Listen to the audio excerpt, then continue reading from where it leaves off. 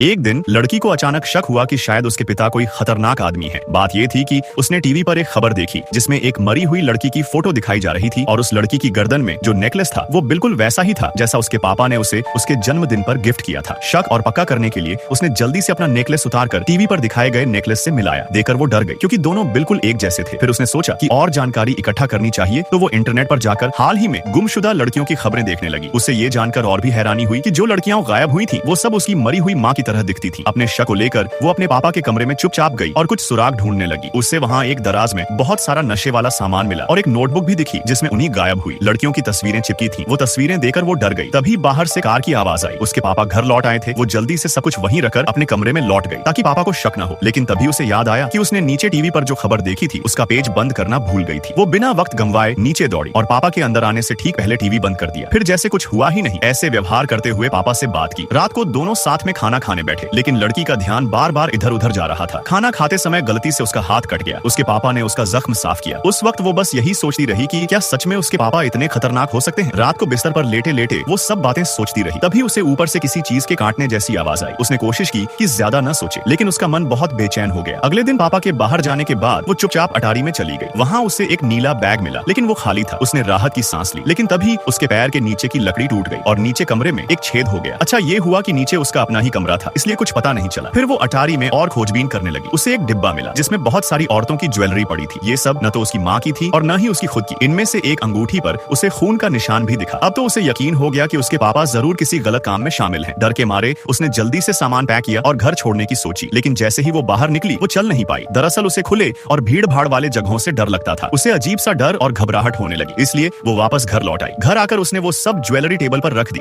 और तय किया कि अब वो अपने पापा से सीधा सवाल करेगी। जब उसके पापा घर लौटे तो उसने उनसे पूछा कि ये ज्वेलरी कहाँ से आई। पापा ने कहा कि ये सब उसकी माँ की थी। फिर उसने खून लगी अंगूठी दिखाई तो पापा ने कहा कि वो खून नहीं पेंट है। फिर उसने वही नेकलेस दिखाया जो पापा ने उसे दिया था और बताया कि टीवी पर मरी लड़की ने भी वैसा ही पहना हुआ था। ये सुनकर उसके पापा थोड़े गुस्सा हो गए। लड़की डर गई और ऊपर अपने कमरे की ओर भागी। दरवाजे को बंद कर दिया और उसके आगे टेबल लगाकर रोक लगा दी। पापा ने उसे बाहर निकलने को कहा, लेकिन वो नहीं मानी। उसने पुलिस को फोन किया, लेकिन तब उसके पापा ने एक बड़ा ड्रिल मशीन निकाला और दरवाजा तोड़ने लगे। दरवाजा तोड़कर वो अंदर घुस आए और लड़की को बिस्तर पर पकड़ लिया। लड़की ने सोचा कि अब भी कुछ करना ठीक नहीं, तो उसने चुपचाप रहकर सब शांत करने की कोशिश की। थोड़ी ही देर में पुलिस भी आ गई, लेकिन पापा ने कहा कि लड़की मानसिक दवाएं लेती है और गलती से पुलिस को कॉल कर दिया होगा। पुलिस बिना ज्यादा पूछताछ किए लौट गई। इसके बाद लड़की ने सोचा कि अब इंटरनेट पर किसी से मदद मांगे। उसने कंप्यूटर खोला, लेकिन रात के वक्त कोई ऑनलाइन नहीं था। आखिर में उसने सोचा कि खुद को बचाने के लिए कुछ करना होगा। वो नीचे गई, चुपचाप एक चाकू उठाया और ऐसे ही दिखाया जैसे पानी पीने जा रही हो, लेकिन तभी उसके पैर में एक ईल चुभ गई और उसी वक्त उसके पापा सीढ़ियों से नीचे उतरने लगे। अब जो होने वाला था लड़की को नहीं पता था, लेकिन वो बहुत डरी हुई थी और किसी तरह खुद को बचाने की कोशिश कर रही थी।